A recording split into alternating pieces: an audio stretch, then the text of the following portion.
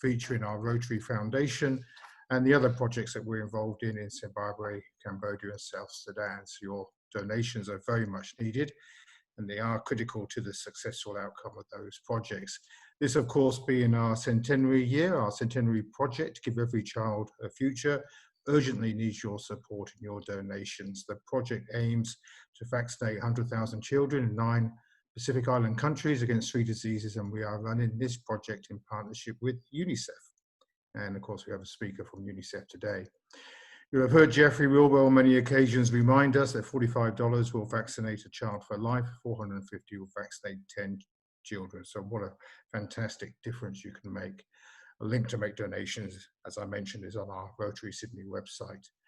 So please be aware, as you may have already heard, microphones will be muted during the meeting, except for our speakers when they come on, of course. Today's guest speakers are Bethany Sterling, International Programs Coordinator, Child Survival at UNICEF Australia, and also our other speaker is the President of the AMA, New South Wales, Dr. Danielle McMullen. Any questions and any comments that you have may be submitted via the chat function on Zoom, and they can be submitted at any time during today's meeting. Please note that all chat comments are viewable by the meeting hosts. So at this point, I will hand you over to our club president, Fatima Ali, for the welcome to country and our president's address. Thank you very much. Thank you. Thank you, Glenn. Let me confirm you can hear me. All? Yes? Okay. Well, first, let me acknowledge the traditional owners of this land on which we meet wherever you are, and pay my respect to the elders past, present, and future. Fellow Rotarians, guests, and friends, I welcome you for this afternoon's meeting of the Rotary Club of Sydney. I'm really delighted that you can join us today. A special welcome as well to our key presenters, Dr. Danielle McMullen and Beth Sterling. A formal introduction will occur later, but for now, welcome to both of you for making the time to speak with us. As per our tradition, or the tradition of Rotary, we normally provide a thought for the day. So in the future, I will ask members of the club to do that. But for now, let me say a quote which meant to me a lot as I think of Rotary. And the quote starts with, "I slept and I dreamt that life is all joy. I woke and saw that life is all service. I served and I saw that service is joy." The quote is from a Lebanese author called Khalil Gibran. I'm not sure if any one of you, he wrote the book, The Prophet. It was translated to about 30 million copies, and I think 30 languages and even more. But I grew up with learning about this particular philosopher, and many of his words mean a lot to me. And I thought this quote really epitomized what Rotary is about: service above self, and the joy we got of serving others as well. The topic of today's meeting is Give Every Child a Future, which is about the project that Glenn has mentioned earlier, and will be more elaboration on the project. But basically, it's to vaccinate 100,000 children in 9 Pacific Island nations.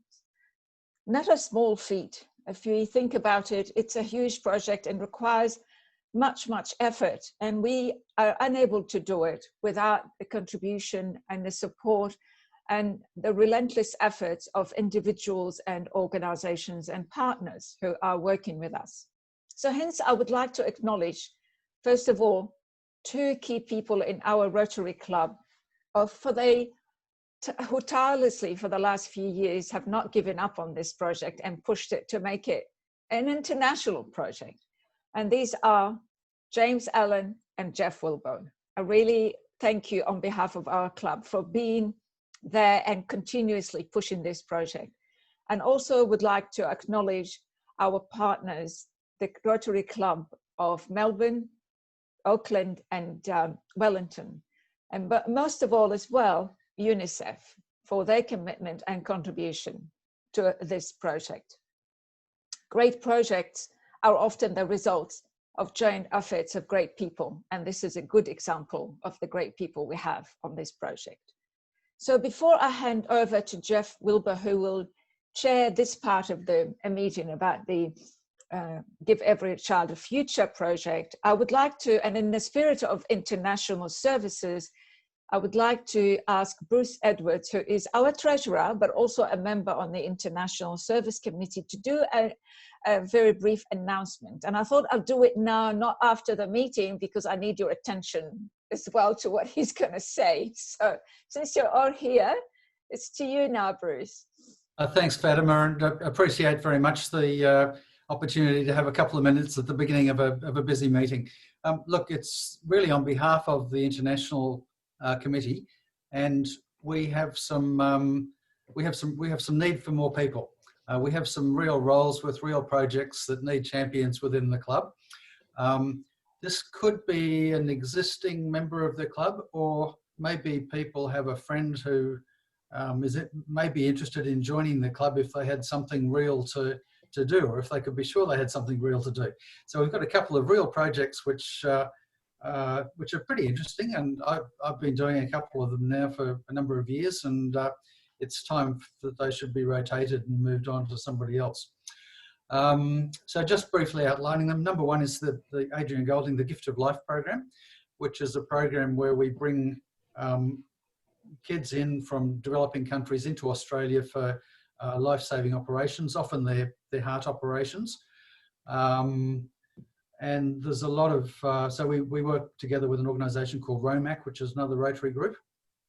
So the role really is to champion that project within the club and liaise with ROMAC and try and make sure that things happen. Now, there's not much happening with that project at the moment because of COVID. So there's no immediate workload, but it will develop over time. Number two, the club sponsors a number of RORCs projects. We currently have 5. And these are projects where we've, so RORCs is another Rotary organisation. And if an overseas project is approved by RORCs, then donations from Australians become tax deductible.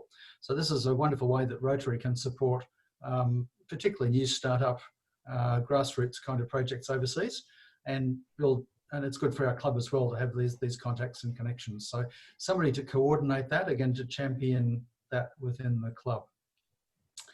The third one is one of our RORCs projects. We currently don't have a champion within the club, and I've had some conversations with them about what sort of person with what sort of background could be most useful to them, and what they'd really like would be it's a overseas kind of development program where they sponsor social entrepreneurs in different countries, and they give them some money and they give them some training to develop their ideas. What they'd really like to help would be someone with a legal background, because the people in Australia who run it are youngish.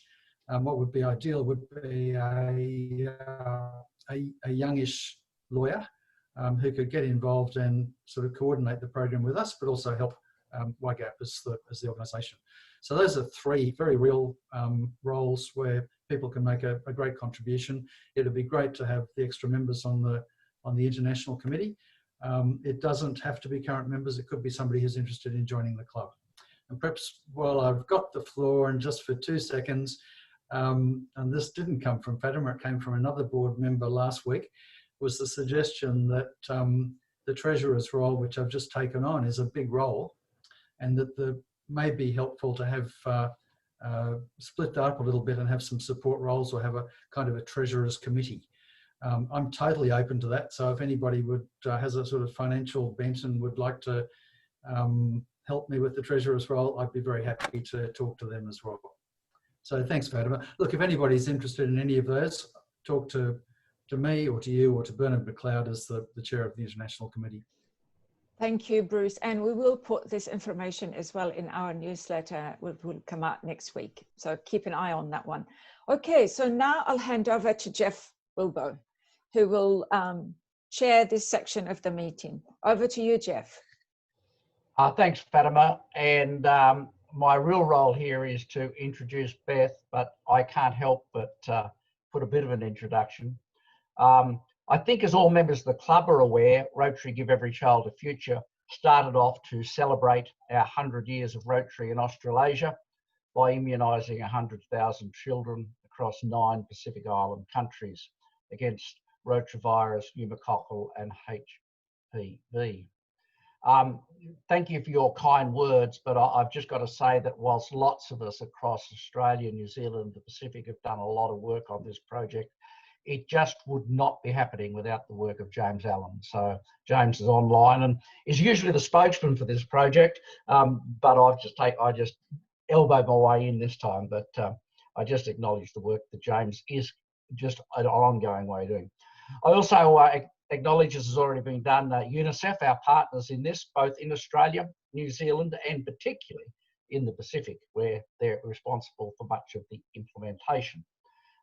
We've got Rachel Beck online, who just on 12 months ago, members will remember Rachel and I did a Q&A session at one of the club meetings, and she continues to be a great support and our link into UNICEF Australia.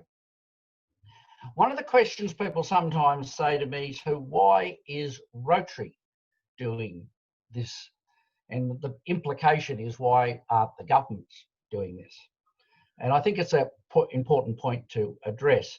I think the short answer for the Pacific Island country governments is they just haven't got the resources to do it. And the Australian and New Zealand government, you've got to believe me that we are trying very strongly to get their involvement, but they have a lot of priorities at the moment, but we shall continue to keep trying. So it comes down to the fact that Rotary is doing it because nobody else is doing it. We do have an involvement of all the governments in the Pacific Island, because one of the things that's absolutely critical of this project is sustainable. If we can get the saving by this amount of immunisation over the next 3 years, then believe it or not, the savings in the health budgets of these countries will allow this project to be sustainable, and governments have undertaken to pick up the vaccines and include it in their normal vaccination program. We did not realise, of course, when we started this project, that the world would be hunting for a vaccine for a pandemic as the project went through.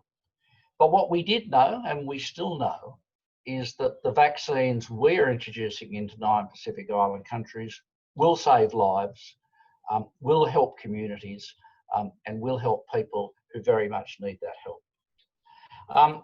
So if the governments aren't chipping in, where is the money going to come from? Because it is something like about a $4 million US project. Well, to date, most of the money has come from the Rotary Foundation. But as Rotarians know, the Rotary Foundation only matches money. So you've got to have money to get money. Other foundations have come on board, and I particularly thank the Baker Foundation. Rotary districts across Australia and New Zealand and Canada, and I hope from other nations will come on board and help through DDF. But we are also relying on Rotary clubs, and quite a number across Australia and New Zealand as clubs have now contributed to this program. Only last night I heard that the Rotary Club of Sydney Cove has put in money, and I thank them for that. But it's particularly the Rotary Clubs of Melbourne, Auckland, Sydney and Wellington that we do look to support this. And this project started in the International Services Committee of the Rotary Club of Sydney, which Bruce has just been talking about. So we've really got a special responsibility to support it. But the Rotary Club of Sydney doesn't have a pool of money to give to this project. It has to raise the money or to get it donated. And that's why when Glenn asks you each week to support this project, I just endorse that.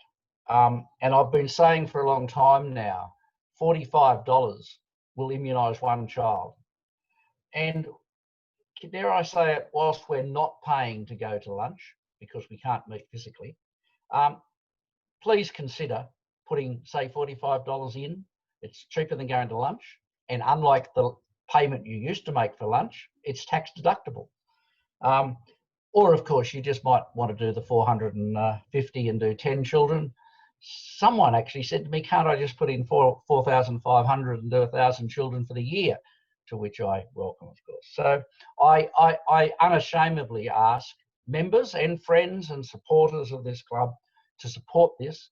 And above all, for long-term members of this club, this is the President's project for this year, as it was for last year. So please help. Let me now introduce Beth, Beth Sterling. Beth has a lot of experience. She has experience in the Philippines as an Australian volunteer for international development. Her postgraduate academic work includes studies in health system strengthening, and her work with UNICEF on maternal and newborn health, immunisation and nutrition has been over 5 years. She is now the International Program Coordinator for Child Survival, Health and Nutrition. She is responsible for coordinating and overseeing a portfolio of programs for child survival, and is very much involved in the connection between Rotary Give Every Child a Future and the people in the Pacific that are doing the implementation. So Beth's here to update us, really, to tell us where the project is. This project really can be divided into 4 bits. There's year 1, 2 and 3, and then an extension into Kiribati. We've got the money to do year 1. We now need to do years 2 and 3, and then hopefully we can do the extension. So just to let you know that the project is underway, I'll just invite Beth and Glenn. I think that means you need to unmute Beth's mic. Thank you. Great, thank you so much for the introduction, Jeff and James, for all your work on this program, and everyone else. It's really nice to get to come today and share with you. I'll just see if I can share my screen. Okay. Can everyone hear me okay? And you can see the screen? Yes. Oh. Okay. Okay, so yeah, I just wanted to give you an update on the program that Jeff's been talking about. So yeah, this is just an overview, as you already would know. This is just looking at the first 3 years. So it is supporting the introduction of 3 new vaccines in 9 Pacific Island countries. And these vaccines will protect children against pneumococcal disease, severe diarrhea, and some forms of cervical cancer. Yeah, so it's being introduced in these 9 Pacific Island countries that are behind on introducing them. So yeah, I'll just give you a bit of a background on the context in the Pacific if you're not aware already. So 1 child per 41 die before their 5th birthday, and this is compared with 1 per 250 in Australia. So there's a huge difference between living in the Pacific and living here in Australia. Globally, pneumonia and diarrhea are among the top killers of children, and so introducing rotavirus and pneumococcal vaccines is critical in reducing infant mortality rates.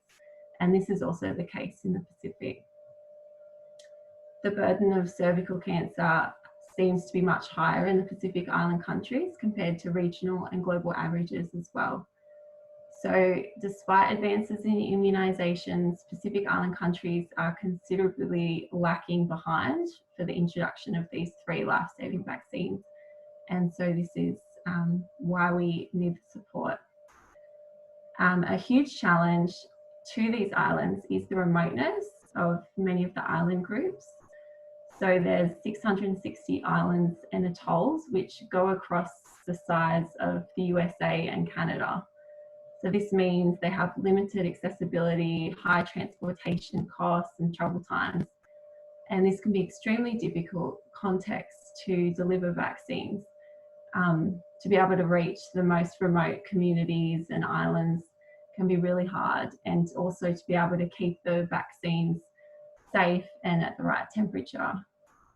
So for example, in Tokelau, it takes 24 hours one way on a boat to go from Samoa to the nearest islands, and then 4 to 6 hours between 3 villages there. And this ship only goes once a fortnight. So to introduce vaccines there is difficult. To keep the supply up for those 2 weeks until they get the next boat that comes, it's a huge challenge. So UNICEF has a unique access to vaccine supplies to support the Pacific Islands, and this is through pooling vaccines all together and to be able to order in bulk rather than the countries having to individually put in small orders that would end up being a lot higher price. And so, yeah, this gives the Pacific access to competitive prices and also access to quality, safe and effective vaccines. The Pacific Islands also keep a buffer stock of these vaccine supplies in Fiji for all countries in case of stockouts or natural disasters, cold chain failures. And this buffer stock is seen as a successful best practice and the only example in the world for vaccines. So the program so far, there's been a few things that have taken place already, which is really exciting to share with you all. So UNICEF and each country's Ministry of Health have developed country-specific work plans for the introduction of these new vaccines. And they have also forecasted the vaccines and supplies needed for this year. UNICEF have also shared knowledge to the immunisation managers of each country on effective vaccine management, injection safety, and also information about the 3 vaccines. And UNICEF has also worked in close collaboration with the Ministry of Health in Samoa to review and update their immunisation policy and child health card. We have procured vaccine supplies, which include vaccines that will benefit more than 3,800 children in Cook Islands, Nauru, Tokelau and Kiribati, and also cold chain supplies like refrigerators and things to keep and store the vaccines to keep them safe at healthcare facilities. Okay, so yeah, as we were talking before, COVID has had a huge impact around the world. And so there are many complications for all programs everywhere at the moment. But particularly when we're looking at immunisations, there has been interruption of essential services, including immunisations globally. And so at least 30 measles vaccination campaigns are at risk of being cancelled due to COVID. In the Pacific, one of the impacts has been the suspension of the delivery of essential services, including immunisation. And even though some countries have now resumed immunising children, uptake remains slow. So some reasons for this are that people are afraid to attend the health facility, that they might contract COVID. And there is also restricted access to the health facilities, needing to book an appointment, and also reduced health facility hours. So the suffering and death that can be caused though from children missing out on these vaccines could be far greater than the impact of COVID itself. So it doesn't have to be that way. Vaccines can be delivered safely even during the pandemic, and UNICEF is really working to ensure this goes ahead. So there's also a limited availability of freight at the moment to be able to order vaccines and get them delivered. There's been a decrease in 31% in global air cargo capacity, and this has negatively impacted the timely delivery of vaccines worldwide. So there remains a real risk that upcoming vaccine shipments will be delayed if the current logistics disruptions persist. So UNICEF's response to COVID and to overcome these problems in the Pacific has been to restore services so countries can safely deliver immunisations during the COVID pandemic. And so UNICEF is calling on countries to ensure these essential life-saving vaccinations continue. UNICEF has provided technical assistance to ministries of health to develop continuation strategies of these programs.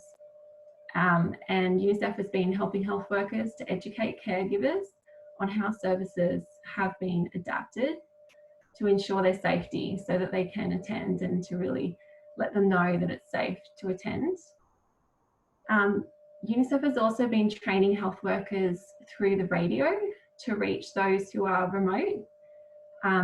So instead of doing face-to-face training on COVID and what this means for their health facilities, they've set up a radio station just to train the healthcare workers, and that's called Healthcare on Air. UNICEF is also working with global freight forwarders to prioritise shipments of vaccines, and immunisation protocols have been now incorporating COVID prevention specifically to the Pacific, so that they can make sure that they're being safe when they are immunising and not contracting anything. So UNICEF is working specifically to continue the introduction of these 3 vaccines through continuing to work remotely until the borders do come open. We do have specialists in Fiji and also an international specialist in Samoa and a local immunisation specialist in Vanuatu. So they're able to coordinate closely with the Ministry of Health in person. But other than that, the other countries, UNICEF's been having regular virtual meetings with the governments to get their continued commitment for the program. So for the following next 6 months, we're still planning to go ahead with these activities, and these include finalising recruitment of in-country technical experts, including new vaccines in the immunisation guidelines, conducting an effective vaccine management assessment, developing training modules to introduce the new vaccines and implementing the training for health workers, as well as delivering the vaccines and supplies that we've ordered, and conducting an assessment on routine immunisation and designing a strategy to boost the demand in communities for these vaccines. So UNICEF is watching the COVID situation closely and working with governments to continue the introduction of these vaccines under the current challenging context. That's all for now. Thank you so much for all your support and amazing fundraising that's been coming in. We're really lucky to have you. Thank you.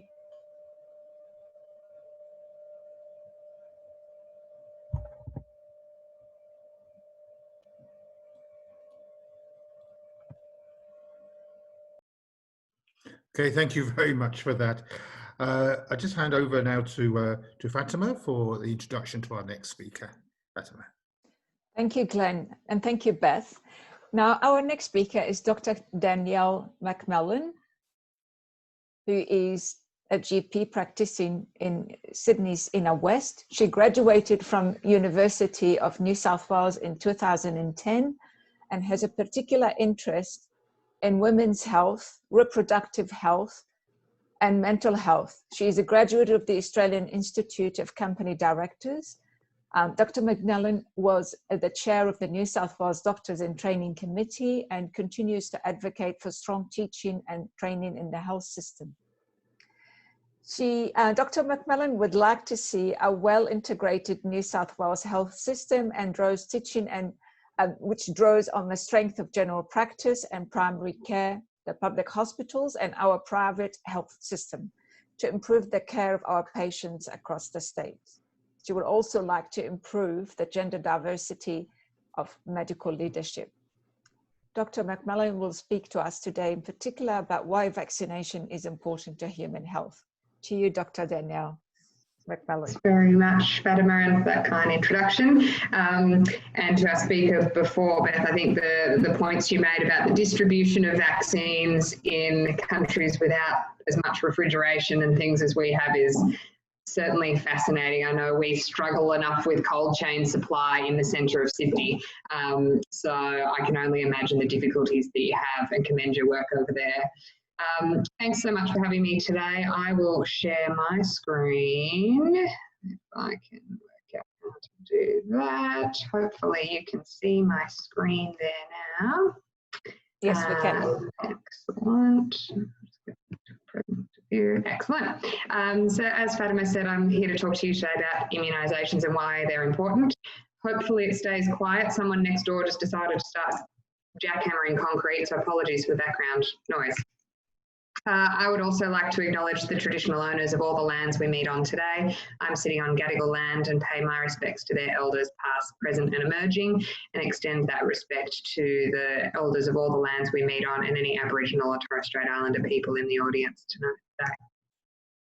So if you're going to remember anything from this slide, it's that immunisation is great. It is one of the most impressive medical breakthroughs of the past century, saves about 2.5 million lives per year. And the WHO has shown that only clean water supply has been better than vaccinations for reducing disease burden around the world. So that's pretty impressive to be running second to water. Obviously, the purpose of immunisation is to protect us from severe and life-threatening illness. It works by using our own immune system. So really what vaccinations do is replicate what our bodies do every day when we encounter new viruses and bacteria. When you get a vaccination, you're given a small dose of dead or weakened pathogen, which is the word we use for the virus or the bacteria that we're immunising against. And that dose tricks your body into thinking that it's come across a real infection.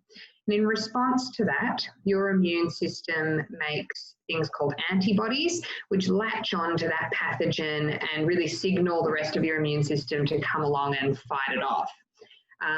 Along with that process, it also makes things called memory cells, and they then hang out for a long period of time, depending on the vaccine, and they're there sitting ready in your immune system, ready for when you come across that pathogen in real life, so the actual virus or bacteria, they can then kick into action and create all those antibodies so that you can respond quickly and either not get the illness or get a much milder case of disease. Now, of course, the reason that immunisation is important to all of us is to reduce the burden of infectious disease. And as I mentioned before, about 2.5 million deaths per year are prevented through immunisation programs. I'm sure some of you in the audience, and it's not to speak to anyone's age, but remembers polio and the fear. I can't imagine the fear that parents must have held for the well-being of their children during the polio outbreaks and things across Australia and the rest of the world. And some of your peers may even still carry some disability from a polio infection in childhood. Many more of you will still remember measles and chickenpox. And while some of us remember chickenpox parties as a kid and, you know, you'd all be thrown in the same room so that you caught it once and never again, the temptation is to think of these childhood illnesses as mild. But even measles and chickenpox can be severe and life-threatening. There are certainly children around the world who die from measles, and many more who suffer lifelong consequences like blindness, deafness, and brain damage, even from these mild illnesses, or what can be mild. So I think particularly in the Australian context where we've seen a reduction of infectious disease, it's really important to remind particularly our younger generations of how severe these illnesses can be and why it's important that we keep them at bay.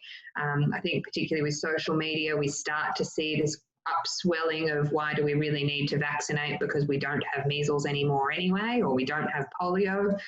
And certainly a lot of these diseases do still exist around the world, and we don't want more outbreaks here in Australia. This is just to give you a bit of a visual representation of how quickly things can be effective. And it is data from the US, but shows the green line sort of in the middle of both of those graphs is when vaccination started for polio and measles. And you can really see the drop off in infection rates after we've started vaccine programs. So obviously, the more people who are vaccinated means around the world and in our communities as well, means more people are individually immune to these illnesses. But there's also a concept called herd immunity, and that's where if you get enough of a population vaccinated, that you reduce the circulation of that disease in the community, and you can protect your most vulnerable people who can't be vaccinated. And that's often very young children and babies and people with severe immune disorders who can't safely be vaccinated. And paradoxically, these people who are unable to be vaccinated are often the most vulnerable to severe disease. So really it's incumbent upon all of us to do our bit for our community and be vaccinated to protect those who can't vaccinate themselves. The other thing we see is eradication of disease through vaccination. So smallpox has now been eradicated worldwide for some decades now, thanks to vaccine programs. In Australia, we are declared measles eradicated because we don't have local transmission. I'm sure through COVID, you're all learning the difference between locally acquired and community transmission and all these epidemiological terms that I don't think I ever thought I would talk so much about. But so we don't have local transmission of measles. We do get clusters coming in from overseas, and we see those spread in communities that don't have enough vaccination, so it is still important. Vaccines can also prevent cancer in some situations, and I'll talk more about that in a minute. There's obviously savings to the health system and society by not having as much disease burden. We can try and prevent antibiotic resistance by not needing to treat as much bacterial illness. And we extend life expectancy, as Beth talked about. There's an exceeding high burden of childhood death in developing nations, and vaccinating can help them get to adulthood safely. People worry about the risks of vaccines. They are safer than any other medication you will put in your body. A vaccine is much safer than a Panadol. And most people can be vaccinated without fear. There are a few exceptions. There are some vaccines we can't use in pregnant women and people with immune conditions, or if you've had a severe allergic reaction. But generally speaking, vaccines are very safe. The other common question we get is whether it's okay for you or your grandkids to be vaccinated when they've got a cold or a runny nose. And that is fine to do, so long as they're not very unwell and don't have a high fever. Again, with the caveat in COVID that if you have any symptoms at all, you should get tested and delay leaving the house until you've not got symptoms. But once we're past COVID, I'm hoping we'll be able to see more sluggy children again. Common reactions to vaccines are getting a bit of pain, swelling in your arm where you've had a needle, and you can get a mild fever or that kind of just achy feeling like you're coming down with something, and that's just that immune response. Learning what to do with the vaccine can sometimes make you feel a little under the weather, but vaccines can't make you sick. In terms of what's in a vaccine, there is the antigen, which is our word for the bit that our antibody latches onto. So that's either, often a dead virus or bacteria or a part thereof, or occasionally a live but very weakened virus. Some vaccines, like the flu vaccine for over 65s, have something called an adjuvant in it, and that's to help. It's a thing that helps your immune system respond to the antigen. There's a little bit of preservative, and then there's some water and or salt water to bulk it up so we actually have enough to inject. Common myths around vaccinations. Vaccines in Australia do not contain mercury. Up until the year 2000, there was a preservative that contained tiny amounts of mercury, but that has not been there for 20 years. And there is no evidence that even before that, that it caused harmful effects in children or adults. Likewise, there is no link between vaccines and autism. There was a paper in 1998 that has since then been widely discredited and retracted from that publication, and further studies in over 1.5 million children have confirmed that there is no link between vaccinations and autism. And the other question that sometimes rises up is, this question of, isn't natural immunity better? Shouldn't we get some illness to confer immunity? And yes, things obviously like getting chickenpox as a kid means you're likely to be immune long term. So contracting an illness can confer immunity down the track, but at what cost? And we've certainly, the public health teams, put a lot of thought and effort into the burden of disease on a population level, and whether it's really worth the severe illness and death for the mild pain of having a vaccine. In Australia, we are lucky to have one of the most comprehensive immunisation programs worldwide. There is both a nationally funded program through childhood, school-aged vaccines and adults, and various states also boost that up with extra funding, and then depending on which state you live in, there are some extra vaccines that you may be offered. And then on the private market, you can obviously get travel vaccines if you're travelling to different parts of the world where there may be different disease burdens or different diseases travelling around. And there are a couple of childhood vaccines that are recommended but not funded, so it's important that you talk to your doctor about those. This is just to show a list off the top of my head of all the things we can vaccinate for, and I'm sure there's many more. So really, it is fantastic, and the list grows every day, and we are keeping our fingers crossed for a COVID vaccine in the not too distant future. So what about outside Australia?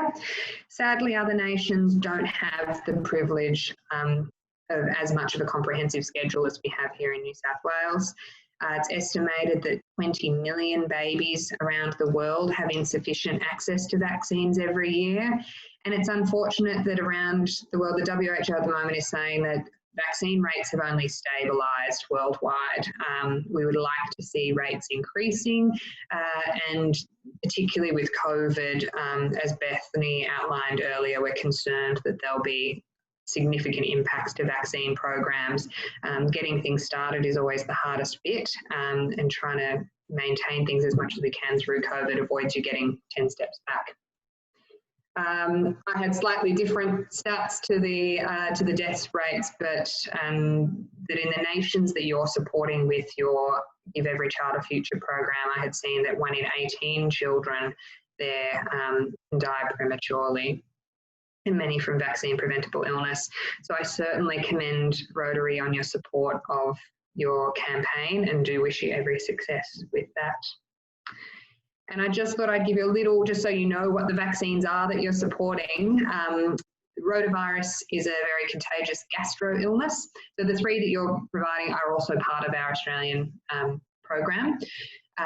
So rotavirus is a gastro illness. We've seen a huge drop in rates in Australia since introducing the vaccine, but we still see a disproportionate amount of illness in developing nations because of overcrowding and lack of access to clean water. It is the most common severe diarrheal illness worldwide, and 200,000 deaths in children under 5 around the world. It's a lot of children. Pneumococcal disease is a bacterial illness, and often pneumococcal lives in our nose and throat without causing any problem. So many healthy people carry the, I've written virus there, but it's bacteria. Apologies for my typo. It often causes mild illnesses, but can lead to life-threatening pneumonias, meningitis, which is a brain infection, and septicemia. And here again, sort of 0.5 to 1 million deaths of children under 5 around the world. And lastly, the human papillomavirus, or HPV vaccine, is one of our newest vaccines. It's only been introduced really during my medical career, which is not that long in the grand scheme of things. There's over 100 types of HPV, but there are 2 of those that we know are responsible for 70% of cervical cancers, and probably also linked with some other cancers, which is why in Australia we vaccinate both boys and girls. But in terms of the worldwide response, cervical cancer is the 2nd most common cancer in women in developing nations, with over 500,000 cases per year, and the vast majority of those in developing countries, where they also have less access to screening programs, things like Pap tests, which are still an important part of reducing cancer diagnoses. And so it has been clearly shown that by vaccinating young girls, particularly before they become sexually active, which is why we vaccinate 9 to 14-year-olds, can really reduce the burden of cervical cancer. So it's pretty impressive that with a vaccine, we can hope to significantly reduce, if not eradicate, a very common cancer.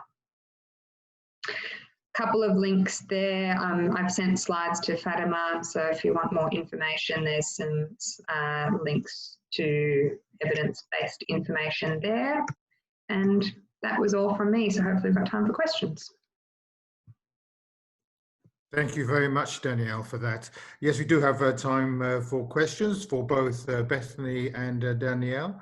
The first one's been sent in by Lena, wanting to know what's the percentage of anti-vaxxers in our community, and is there any particular concentration, demographic or by location? I guess that one would go to Danielle. Yes, that was anti-vaxxers, you said. It's hard to say. We do feel like the vaccine questioning or the anti-vax groups are getting louder. It's hard to say whether there's really more of them or if things like social media just amplify that voice. Disturbingly, our pockets of lower immunisation rates are sometimes in unexpected areas. They can be in often quite affluent suburbs where we're concerned. There's a thought of, well, I really would like everyone else to be vaccinated, but not my child. And that's a really concerning thing that we've seen, in particularly around the Sydney sort of suburbs in recent years. And then there are other groups who have concerns based sometimes on the myths. And it's important, I think, to separate the harsh anti-vax people who you will just never get on board. And there's a lot of people, though, with vaccine questions. And like many medical topics, we've got to get comfortable with talking about the evidence and listening to people's concerns, seeing why they're scared, and try and do what we can to support people in making the decision that's safest for them, their family and community. Okay, thank you very much. Another question here. This one's from Tony Benner. Maybe Bethany, you could start with this one. Where do farmers, pharmaceuticals, go to get sufficient ingredients for the vaccines, particularly if millions of vaccines are needed? And I guess we all heard in the news the fight over the we hope upcoming vaccine for COVID-19 that's going on between wealthy nations. You should be coming off mute. Yes, yeah. Hi. UNICEF supply division we have in Geneva, and they procure all the vaccines and then send them out to all the different countries. So I don't know the specifics before the supply division in the pharmaceuticals, how they are finding it, but I know that UNICEF has a global supply division that gets all of them in and looks at the different markets and gets the best price for them. So I don't know if that answers. I think that certainly helps. Danielle, anything to add to that? No, other than that, I know that supply chains everywhere are gearing up for being able to, in addition to their usual work, be able to provide COVID vaccine supplies as well. So I know in Australia, we're lucky to have a local vaccine manufacturer in CSL, and they're already creating the syringes, the needles, like people are already trying to stockpile the stuff ready for a vaccine when it's available. But I would hope, and I haven't heard problems with existing vaccine supplies being diverted to COVID yet, but obviously it's a sensible question. We've all got to keep a bit of an ear to the ground and make sure that these valuable childhood programs aren't being put at risk for the sake of COVID. We need to be able to do both. Okay, it's a question from Luciano, who's been able to join us, has a specific interest in East Timor. Is there any news regarding immunisation programs to cover East Timor? Yeah, so UNICEF has its own office in Timor, so that's not part of this program. It has its own office and they have been doing a lot of immunisation there. They had a huge measles campaign there, last year to because they had an outbreak there last year as well. So they had a big campaign to immunise all the children there. They've also have introduced rotavirus there as well. And I do know that they've had issues with getting people to come and get immunisations at the moment during COVID, but I think the situation might have changed now that domestic travel is happening in Timor as well. But yeah, I can get more information on Timor if anyone wants. Okay, thank you very much. I've got a question about the impact of COVID-19. Are we now finding it much more difficult for funding to be raised for other very important programs of work like our own? What's been the experience? Yeah, definitely. We've had so many country officers have to reprogram their funding to be able to deal with COVID.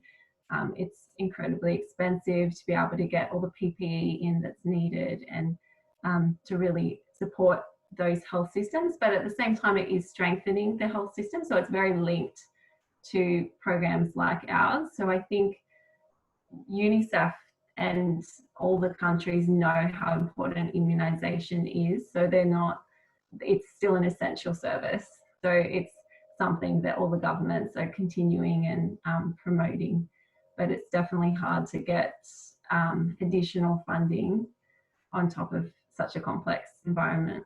Right, and I guess it would also mean that the funding for our Give Every Child a Future program is becoming more is required because we have to provide PPE and a whole lot of other protocols that just make it more expensive to deliver the vaccines. Is that correct? It would just be, it would be additional funding that they need to find. It's not particularly this program needs to find more funding now, but it would be UNICEF Pacific Office have been raising lots of funds for PPE and delivering it from other donors. Okay. Well, thank you both very much for answering those questions for us. I'd like now to hand over to fellow Rotarian Dr. Sonu Bhaskar, and I'll just make sure Sonu is off mute. There he is. I can hear you. There you go. Thanks. Thank you very much. And for the vote of thanks, over to you, Sonu. Thanks, Glenn, and thank you, Bethany Sterling and Dr. Danielle McMullen. So just want to, on behalf of the Rotary Club of Sydney, it's really a pleasure listening to this informative and engaging presentation on the importance of vaccination to human health. We really appreciate your time that you've come here to share your thoughts and expertise at a time of unprecedented health crisis that we all into. Undoubtedly, as I think you mentioned in your presentation, vaccination remains one of the most effective public health tools we have to prevent the spread of deadly viruses and diseases, such as pandemics such as COVID-19, to protect our communities from the devastating impact of these pandemics. So this is especially relevant today when we are witnessing unprecedented rise of misinformation in the post-truth era. So we really appreciate that you have taken time to engage with all of us. And we have a small token of appreciation here for you, Dr. McMullen. In your name, the Rotary Club of Sydney would be making a modest donation of $100 towards our centenary project. And thank you, Bethany Sterling, and thank you, Dr. McMullen, for coming and sharing your thoughts with all of us. Thank you. Thank you so much. It's been a pleasure. Thank you. Okay, thank you. Over to Fatima. And thank you, Glenn. And on behalf of the Rotary Club of Sydney, I would like to thank you both as well, Bethany and Dr. McMullen, for taking the time to speak with us and share your valuable information. So from me, thank you so much. Really appreciate your time and effort.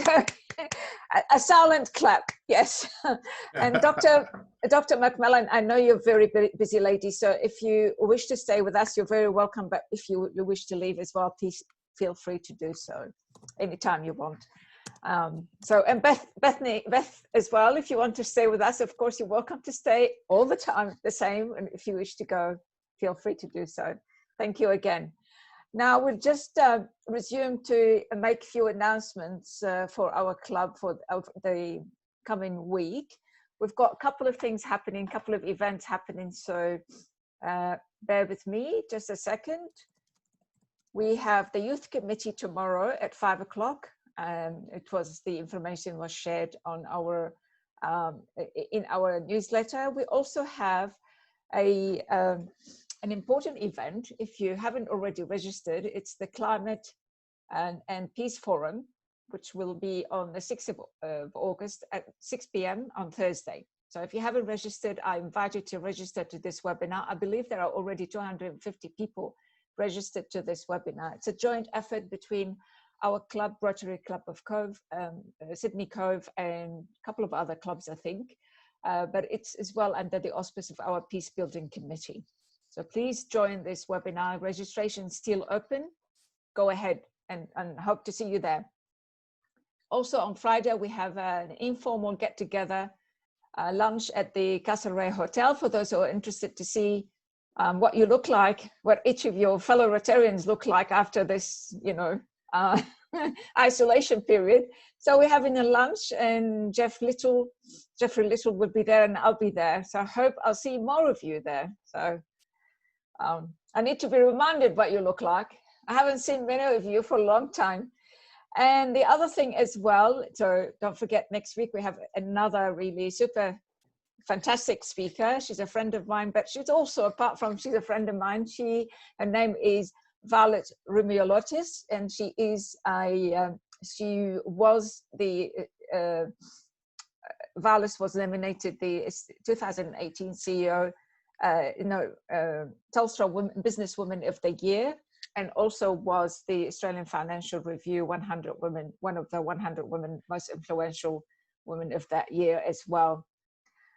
She's the CEO of International Services, International Settlement Services, and I hope you can make it for that time. She will talk about how community organizations and social businesses and social entrepreneurs can support people, particularly the most vulnerable people in the community. So we hope to see you there next week. So if you haven't registered as well, please register for that event.